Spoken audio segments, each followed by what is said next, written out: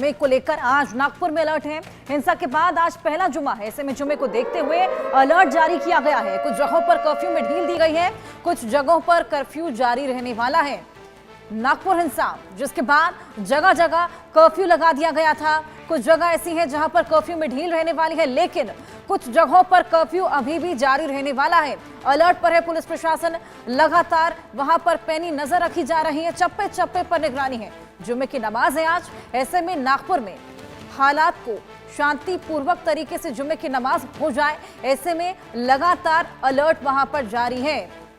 हमने देखा किस तरीके से औरंगजेब की कब्र को लेकर नागपुर में जो हिंसा हुई थी, दो पक्षों के बीच में जो बवाल हुआ था वो इतना ज्यादा, इतना भीषण था। ऐसे में आगजनी, पथराव और साथ ही हिंसा वहां पर देखने को मिली थी।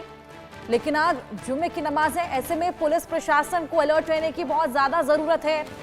जुम्मे को लेकर आज नागपुर में अलर्ट जारी किया गया है और कुछ जगहों पर कर्फ्यू में भी ढील है, कुछ जगहों पर कर्फ्यू अब भी जारी रहने वाला है।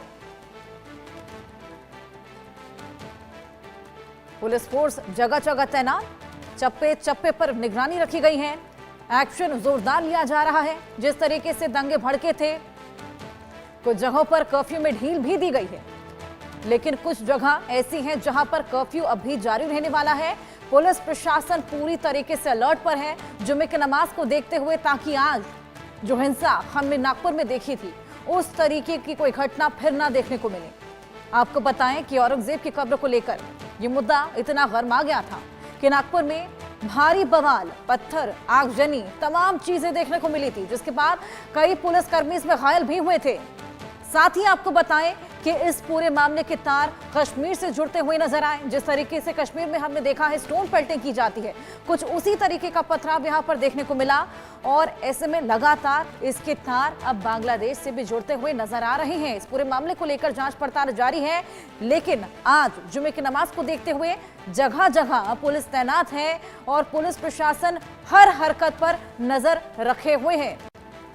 आइए नागपुर के हिंसा की टाइमलाइन आपको ग्राफिक्स के जरिए समझाने की कोशिश करते हैं। क्या कुछ हुआ, क्या क्या वहां पर हुआ था, ये आपको एक टाइमलाइन के जरिए समझाएंगे। ये देखिए नागपुर हिंसा की टाइमलाइन। 17 मार्च को वहां पर बजरंग दल और वीएचपी ने प्रदर्शन किया था। ये प्रदर्शन था औरंगजेब की कब्र हटाने के लिए, लगातार विरोध प्रदर्शन चल रहा था और उसके बाद 50 से 60 लोगों के साथ फहीम खान, शमीम खान थाने गए और 17 मार्च की तारीख को भीड़ को शांति बनाए रखने की सलाह दी गई थी। औरंगजेब की कब्र को लेकर यह मामला लगातार तूल पकड़ता गया।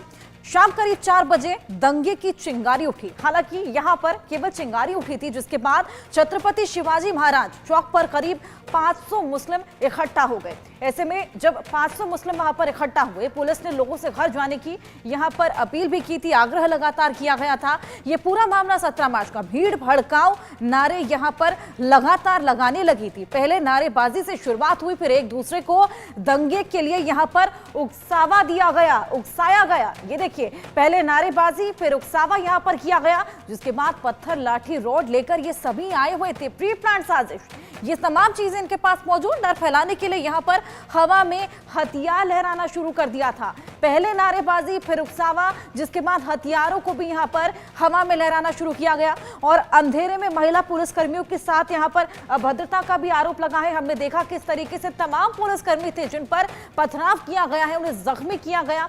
लगातार ये मामला एस्केलेट होता चला गया।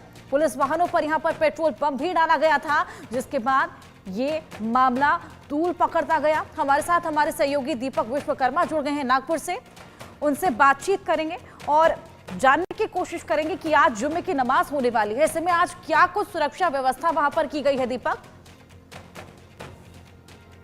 जी बिल्कुल, देखिए इस पूरे मामले के बाद आज पहला दिन है, रमजान का महीना चल रहा है और पहला ऐसा दिन है कि माफ कीजिएगा, पहला ऐसा दिन है कि जुम्मे का दिन है और इस घटनाक्रम के बाद आज पहला ऐसा जुम्मा पड़ेगा। अब ये देखना होगा कि किस तरह की स्थिति परिस्थिति रहती हो, क्योंकि ये जो पूरा इलाका है जिसको बैरिकेटिंग की गई है, जिसमें 144 लगाया गया है, उसमें 3-4 के आसपास मॉस्क्यू है और उस समय जो नमाज का समय था तो 1 या 2 लोगों को पढ़ने दिया जाता था, वहां भेजा जाता था, बाकियों को बैरंग लौटाया जा रहा था।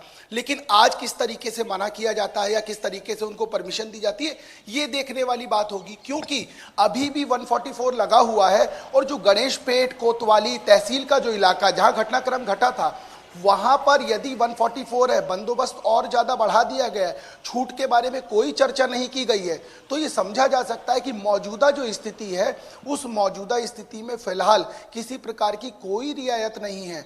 और यदि आज जुम्मे का दिन है, बंदोबस्त को बढ़ा दिया गया है, तो कहीं ना कहीं पुलिस इस चीज को सोच समझकर आगे बढ़ रही है कि किसी प्रकार की कोई गलती ना हो जाए, किसी प्रकार की कोई कमी बेसी ना हो जाए, कोई ऐसी दोबारा अनहोनी या घटना ना हो जाए, इसको लेकर प्रिकॉशन लिए जा रहे हैं। क्योंकि देखिए जो आज का दिन है, आज के दिन यदि लोग जुटेंगे तो चर्चा जरूर होगी, इसको नकारा नहीं जा सकता और पुलिस प्रशासन भी इस बात को मान रहा है। इसीलिए जैसे मोमिनपुरा और जो इस तरीके के संवेदनशील इलाके हैं, इसमें बाहर के व्यक्तियों के प्रवेश पर पूरी तरीके से रोक लगा दी गई है, चाहे वो रिश्तेदार हो, चाहे वो नातेदार हो, चाहे वो और कोई हो, किसी को भी आने नहीं दिया जाएगा, स्पष्ट मना कर दिया गया है पुलिस प्रशासन द्वारा। इसके इतर यदि समझा जाए तो गणेश पेट, तहसील, कोतवाली, महल इलाका, इन इलाकों में बंदोबस्त को और ज्यादा बढ़ा दिया गया है। 3-3 लेयर की बैरिकेटिंग कर दी गई है और उसके बाद जो रस्सा होता है रोप से अलग तरीके से कवर कर दिया है